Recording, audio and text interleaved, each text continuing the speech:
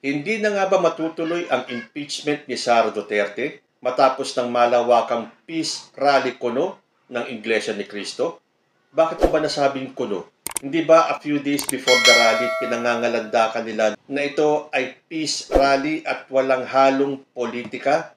Bakit nagkaganon? Dagsa ang mga DDS na mga politiko, mga kandidato nila, mga vloggers nila, at pinagsalita pa si Marcoleta. Pag binigyan mo ng mikropono yan si Marcoleta, imposibleng hindi babanat yan. So ano ang nangyari? Di bumanat nga. Bakit pinabayaan ng INC na magsalita si Marcoleta? So nagkaroon tuloy ng bahid itong peace rally ng Iglesia ni Cristo.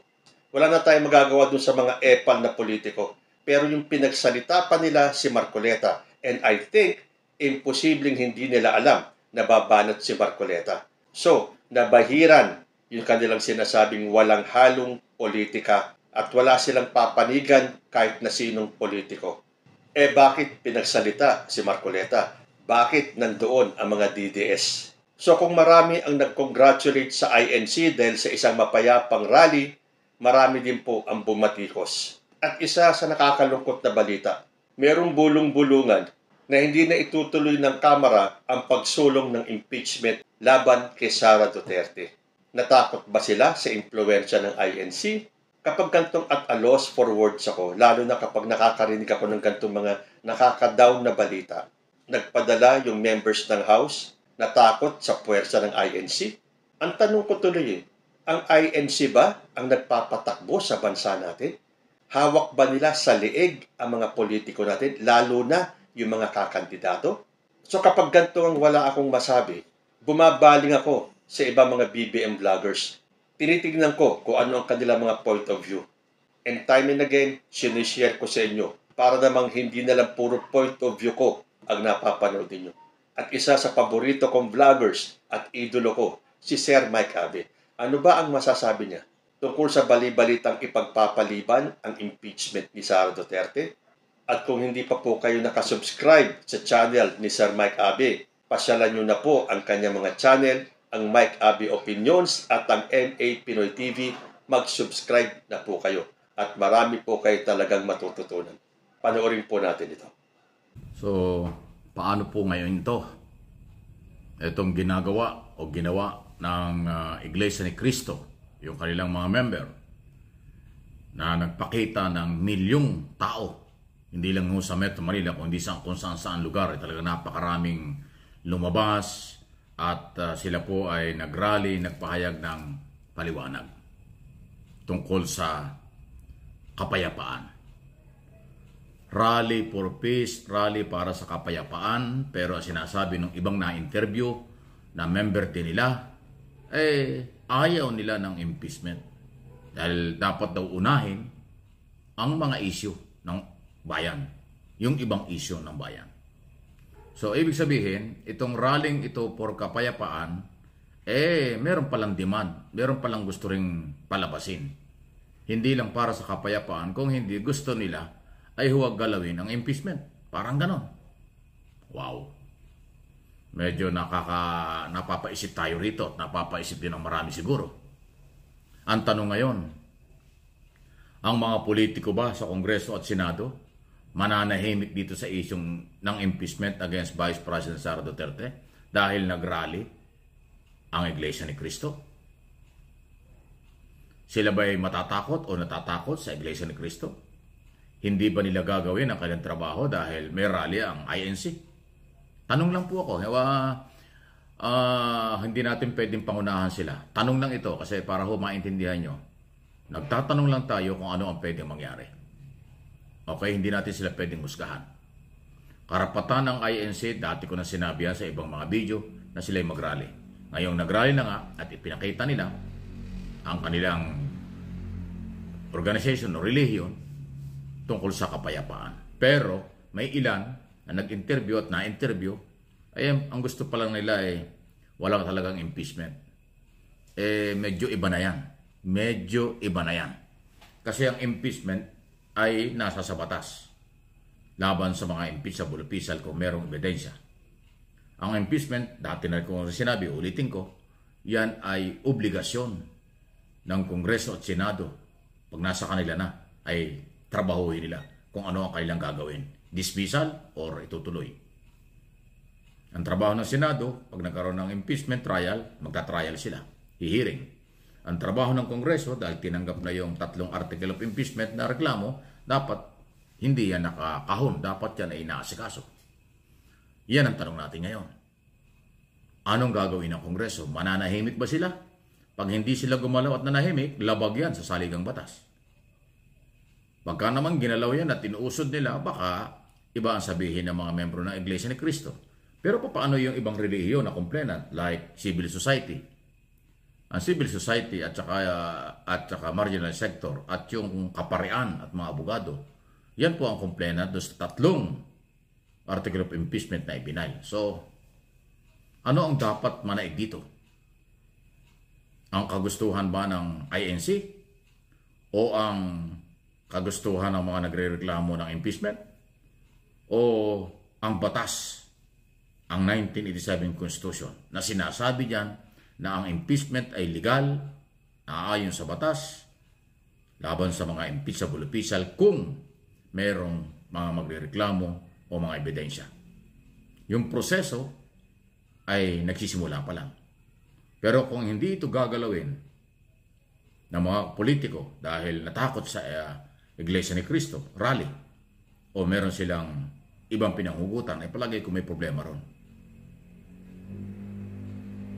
Kasi mababaliwala yung saligang batas, mababaliwala yung karapatan ng mga nagreklamo, at mababaliwala rin ang obligasyon at mandato ng mga politiko na dapat sila'y umaaksyon, i-dismiss or ituloy ang impeachment.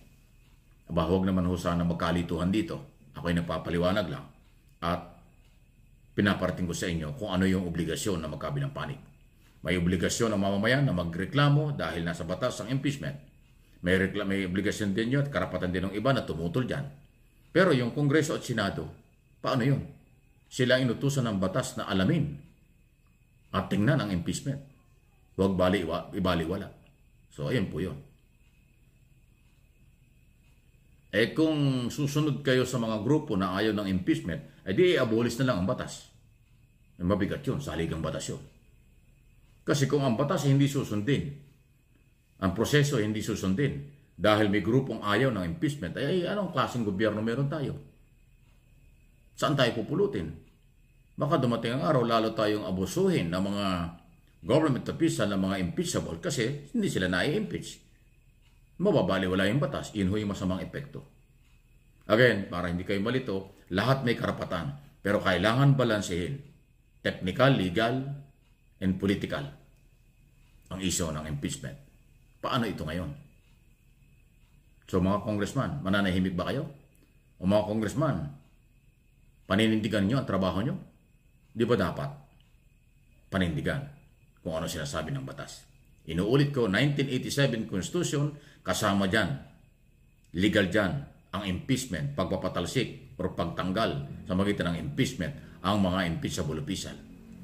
Yun po ay hindi pangkaraniwang batas, 1987 Constitution or saligang batas ang ating tinutukoy dito. O yung iba, baka may pagka-iba ang pananaw at iba sinasabi. Anong batas na sinasabi mo? Ay ayaw ng Iglesia ng impeachment, ayaw ni Pangulong Marcos ng impeachment. Sandali. Sila ba ang masusunod? Tanong ulit. Sila ba ang masusunod o hindi o ang batas? Sino ba susundin natin? Yung proseso ng batas o yung gusto ng ibang sektor or gusto ng Pangulo? Ba, mahirap yan. Kaya nga ang Pangulo, ang kanya opinion lang kasi alam niya na kanyang pagpinigilan niya yan at tuloy niya pinagbawal ang impeachment, unconstitutional yun. Kaya nga ang kanya opinion. Opinion yun, kung maaari, walang impeachment. Hindi siya pwedeng kasuhan, hindi siya pwedeng questionin kasi opinion lang yun. Pero kung direktiba, pagbabawal, ibang usapin yun. At hindi gagawin ng Pangulo yun kasi labag yun sa saligang batas, inuulit ko. Kaya tayo mga Pilipino ay maging marunong at matalino rito. Huwag naman sanang humantong pa sa mas mainit na pagtatalo. Baka mamaya relihiyon, laban sa relihiyon. Huwag naman sana umabot doon. Kasi inuulit ko, civil society, karamihan dyan Katoliko na sumama doon sa nag-file ng impeachment at saka yung marginalized sector, yung mga kaparean niya at saka abogado. Hindi naman pwedeng ibaliwala yon dahil nagrally ang Iglesia ni Cristo. Hindi mo naman pwedeng ibaliwala yung sinasabi ng Iglesia ni Cristo na kapayapaan. O, tama yung kapayapaan. Pero kung gusto nila yung kapayapaan, itigil ang impeachment, sandali. Iba yun. Magkaiba yun, ha? Yung kapayapaan, susuportahan natin. Pero kung ang papalabasin, itigil ang kapayapaan at magkakaroon ng kapayapaan, huwag ituloy ang impeachment, iba po yun. Ibang issue yun. Masalimuot yun. Hopefully, huwag nilang gawin. Huwag gano'n dapat.